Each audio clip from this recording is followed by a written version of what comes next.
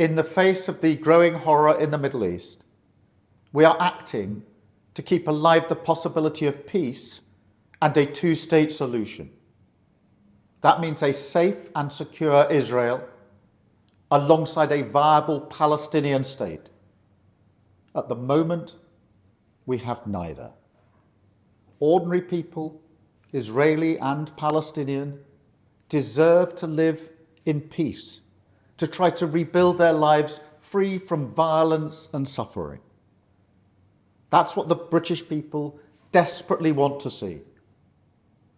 Yet, almost 2 years after the barbaric attacks of October the 7th, hostages are still held by the terrorists of Hamas.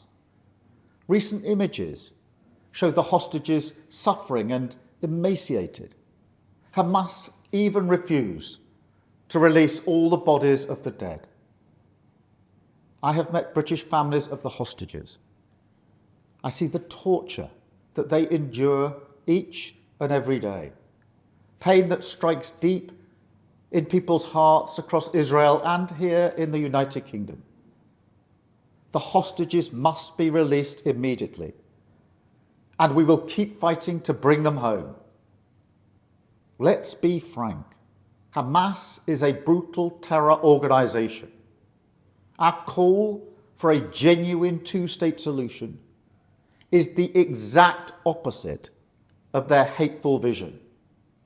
So we are clear, this solution is not a reward for Hamas, because it means Hamas can have no future, no role in government, no role in security.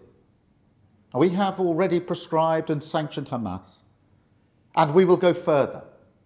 I have directed work to sanction other Hamas figures in the coming weeks. Meanwhile, the man-made humanitarian crisis in Gaza reaches new depths. The Israeli government's relentless and increasing bombardment of Gaza, the offensive of recent weeks, the starvation and devastation are utterly intolerable. Tens of thousands have been killed, including thousands as they tried to collect food and water. This death and destruction horrifies all of us. It must end. We have evacuated the first group of sick and injured children to the United Kingdom to be treated by the NHS, and we continue to increase our humanitarian support. But still, nowhere near enough aid is getting through. We call again on the Israeli government to lift the unacceptable restrictions at the border, stop these cruel tactics, and let the aid surge in.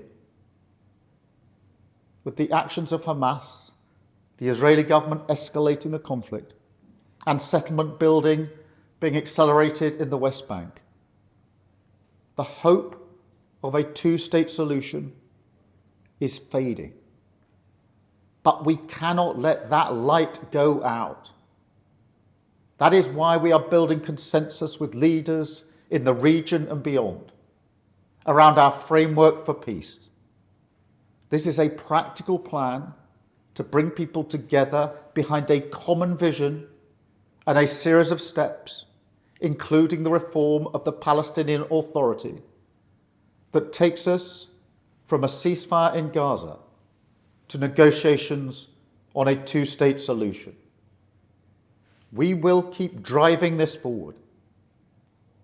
As part of this effort, I set out in July the terms upon which we would act in line with our manifesto to recognise Palestinian statehood.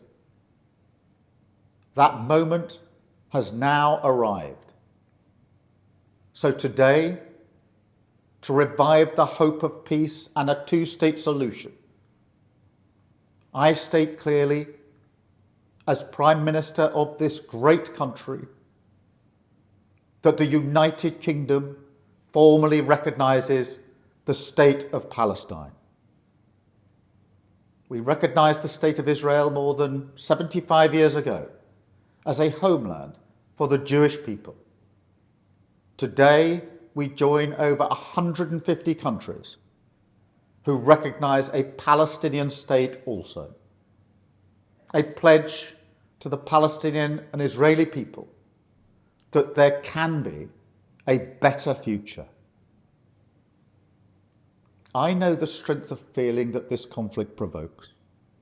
We have seen it on our streets, in our schools, in conversations we've had with friends and family.